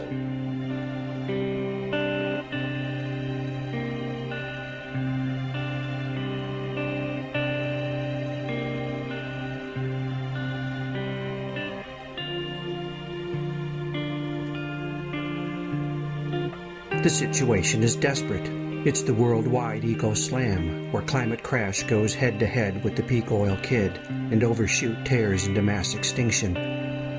It's the smackdown at the end of the universe, and tickets go on sale this Friday. The American lifestyle is unsustainable. That means that it can't be sustained. It's coming to an end. Remember how 30 years ago we looked to the future and said, 30 years from now, if we don't act, we're going to be in trouble? Well, it's now, and we are, because we didn't. The fundamental laws of life have been broken. The consequences of that are now apparent. Remember the secret plan. The dominant culture is not going to stop until it destroys everything. It can't. It's built on a foundation of faulty assumptions. I see no way that it can be reformed. It can only be discarded so that something new can grow in its place. We have to look at this. We have lost a whole range of human understanding. Before there ever was science, humans understood the universe, how to relate to the universe. And then they had this idea of how to relate to the universe, something which is thrown off base when science comes in and I'll tell you how to run the universe. We've got to understand that we are part of the living community. We're not the masters of the living community. We're not the guardians of the living community. We are just another species. And we have the power to destroy that community, and when we do that, we destroy ourselves. If we don't figure out what our place in the universe is, we're not going to have a place in the universe.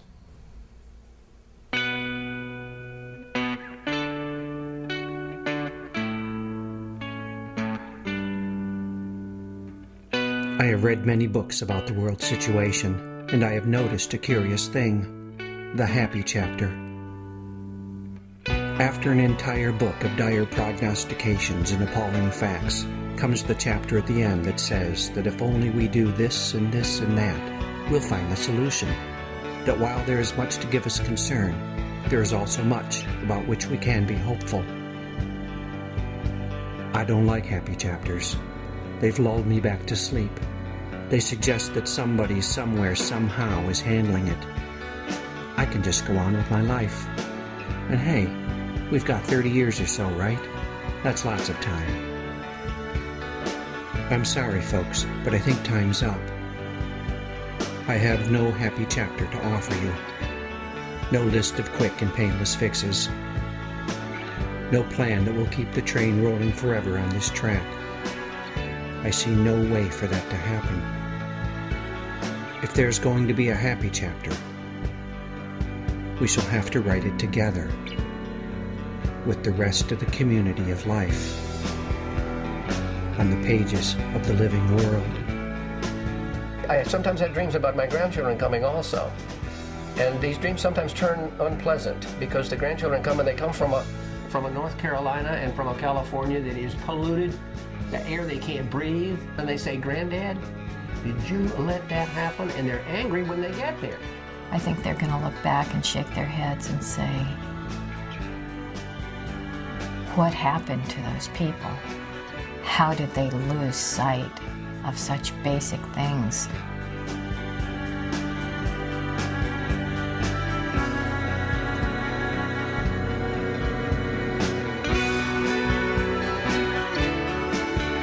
There is a new story arising in the world, the story of the Great Turning, the turning away from a culture of domination and death, and the turning toward a culture that is life-sustaining and life-renewing. All over the planet, people are now telling this story.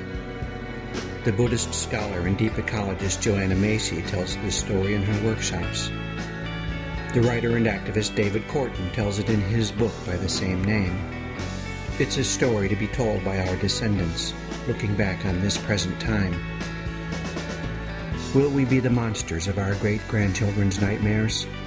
Or will we walk, as the story of the Great Turning says, as heroes and healers in the epic poetry of those still unborn voices? Will we be reviled for our entitled destructive ways? Or will we be lovingly remembered in the songs of our descendants, as they recount the story of this lost and very wounded tribe that stepped back from the abyss and found its way home to the community of living souls? We get to choose. Who are we going to be? Part of me still wishes that someone would just take care of it, you know, that it's their job. You know, that's what we pay them for. They're supposed to be the wise parents of us. It's going to come as a really rude awakening when people realize that A, they can't, and B, they won't. I don't think life for most Americans, despite our affluence, is all that it's been cracked up to be. And people are afraid to talk about that. They're afraid they're the only ones that are experiencing deep dissatisfaction. It's really so sad. You know, you look at, and particularly American culture is emblematic of this. You go to a typical shopping mall and look at the people around you and the environment around you, and the utter shallowness and hopelessness of it all is profoundly depressing.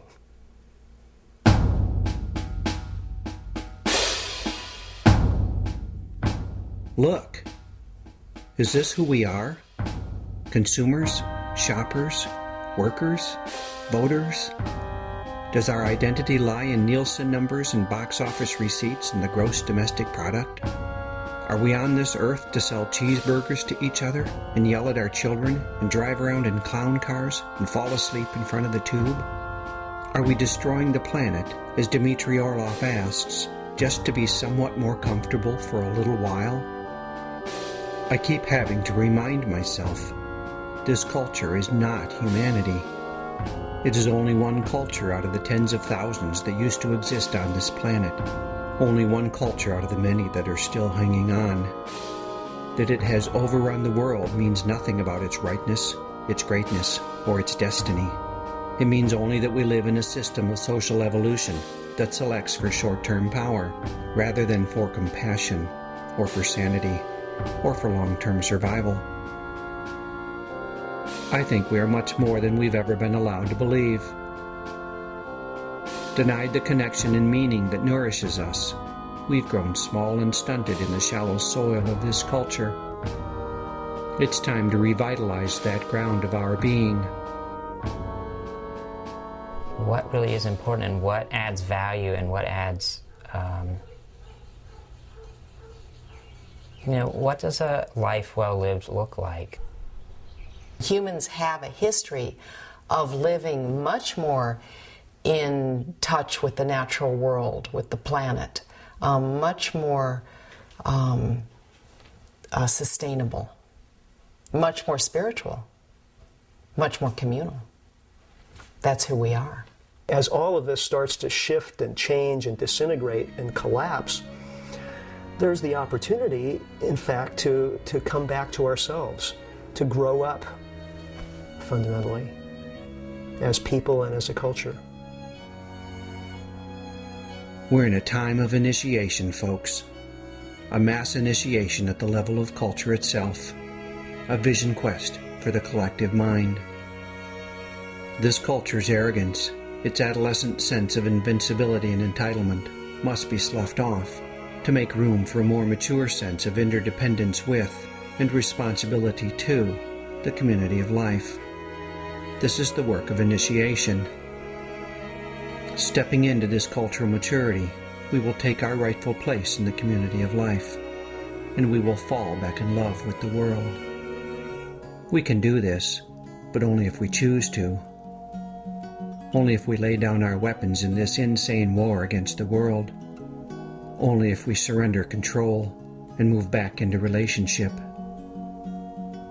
The grandeur of the human is not in controlling the planet Earth, but it is in being integral with the planet Earth. You want unlimited growth? You can have it. All you've ever wished for and more. Growth in relationship and experience, in self-awareness and spirit and love and community and connection. Growth in purpose and meaning. Growth in vision. When we step back into the community of life, we will find out immediately what has always been true. All of life is on our side. We'll have polar bears on our team, and elm trees, and condors and salmon and dragonflies and plankton. We'll walk with the wind and the water, with mountains underfoot and stars overhead. The tiger's blood will course through our veins. The horse's breath will fill our lungs. We'll be more connected to real power than we've ever dreamt possible in our sick fantasy of domination. Power with, not power over. The power of a species that has passed through initiation and into maturity. I think we need to look at what is it we want and see if civilization as we've created it is giving us that. And if it's not, what might give us that? What does it mean to dismantle civilization? What it means is depriving the rich of the ability to steal from the poor and to destroy the world. I can't give a better definition than that. There's no real reason why the entire country of the United States couldn't face reality. Because you have to drop the idea of capitalism. You have to drop the idea of corporations running things. You have to drop the idea of economic growth. It could be done. It could be done. There was a great tradition among the Cheyenne dog soldiers called the picket pin and stake.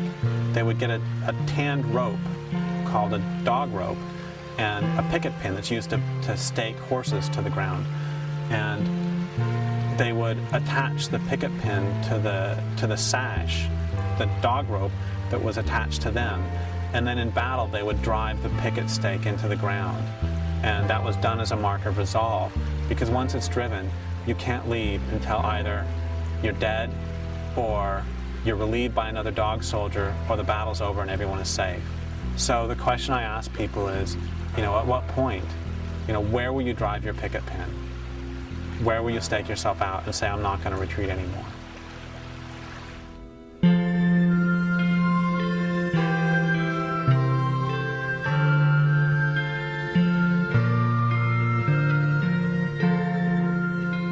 Our descendants are watching us. How will we be? It's time to be thoughtful, coming together to learn about the world as it really is, reading between the lies, doing the math, studying the world situation. There will be a quiz. A paradigm shift will require that we question our deepest and most fundamental assumptions. And that will require that we take our current worldview gently in our arms and hold it while it breathes its last. Step into a new story. Walk away from the pyramids. Get out of the crumbling building. Break out of prison. Choose your favorite metaphor. Choose your own adventure. But choose. It's time to be truthful. Millions of sensual, pulsing animal bodies are now living trapped and used and starved in cities and cubicles and sweatshops and food courts and traffic jams and suburbs and public school classrooms. People who are not rich and white already know this. What would happen if we let ourselves feel our feelings about all of this? The entire community of life on this planet is now being threatened. Where do we stick our picket pins? Where do we take a stand? When do we find the courage to let ourselves feel what is going on? Our feelings are the swiftest path back to our forgotten selves. It's time to be open and humble. There are huge forces at work in the world, both seen and unseen. It's time to ask for help. Ask the ancestors. Ask the gods. Ask your God. Go outside and lie down on the earth and ask the land and the sky and the life of this place. And then listen for a response. Listen to the voices of soil and stone, wind and water, the voices of cirrus clouds and chickadees, of red squirrels and wood beetles and Russian olives and hickories. The world will tell us what it knows, if only we will be still and listen. And then speak. It's time to show up in our own lives and tell the truth. It's time to talk about the world situation with everyone we see. We're all in this together. What a relief it'll be to discover that we are not alone. It's time to act with great intention. There is work aplenty to do in this weary world, and people engaged in that work. Find those people. Join in. Save rivers and stop bulldozers and stand up at city council meetings to tell your truth. Share skills, evolve local communities, move from agriculture to permaculture and grow your own food. Learn about medicinal herbs. As Derek Jensen says, we need it all. Find your work and do it. It's time. But what about that speeding train? How will the great turning turn? We can wait for the train to crash on its own and hope that it doesn't kill us and everything else. But with the children grown, perhaps we can come together and decide to dismantle, joyfully and with conscious intent, the rusty and dangerous old swing set of a culture that no longer serves us. This may seem an impossible task, but if the alternative is extinction, then we have nothing to lose. We humans once knew how to live on this planet. A few still do, and that's the good news. It can be done. We can do way, way better than empire.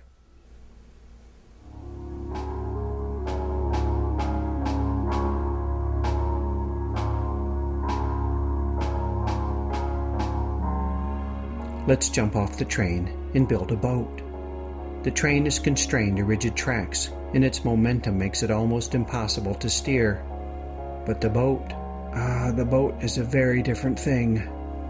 Boats set sail into the unknown, subject only to wind and wave and weather. Boats can be lifeboats, preserving wisdom and understanding while the storm rages overhead. Boats can be arks, safeguarding the life of the world as the floodwaters rise. And boats can carry us into adventure, away from the shores of the current paradigm, into those unseen shores of a future not yet written. Find your people and build a boat. Build a local community to serve the world and preserve the life of a piece of land.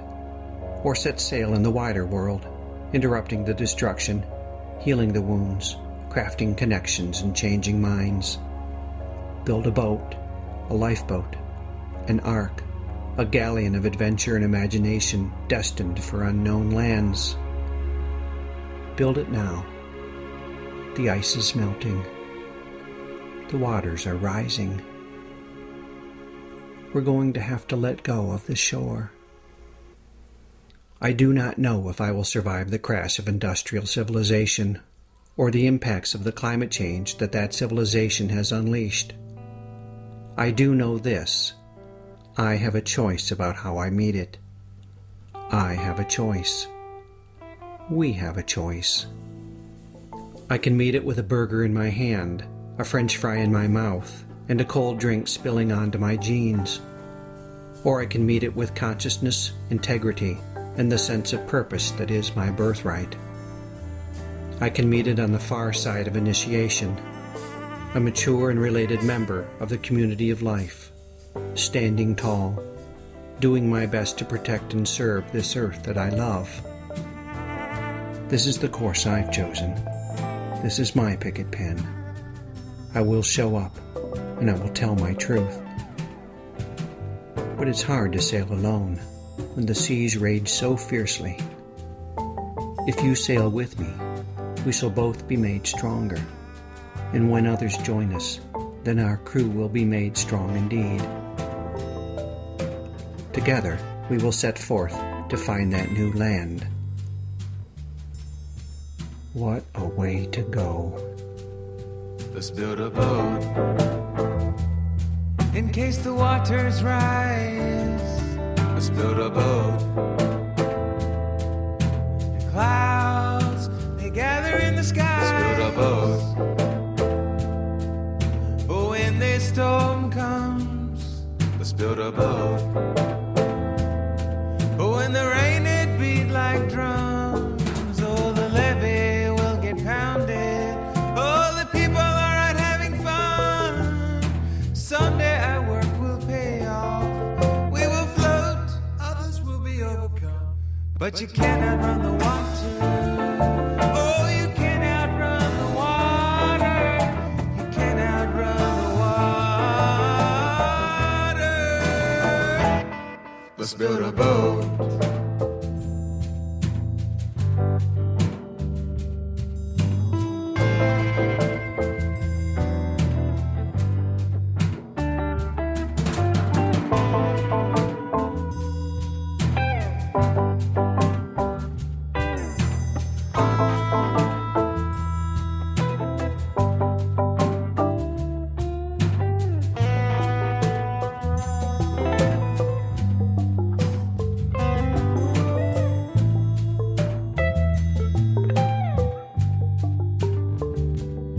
Let's build a boat. Take me to the other side. Let's build a boat. Be forewarned, this is no easy ride. Let's build a boat. Big enough for all of us. Let's build a boat. One that's good enough, one that we can trust. Oh, the levee will get pounded. Oh, the people are out having fun. Someday our work will pay off. We will float, others will be overcome. But you cannot run the water.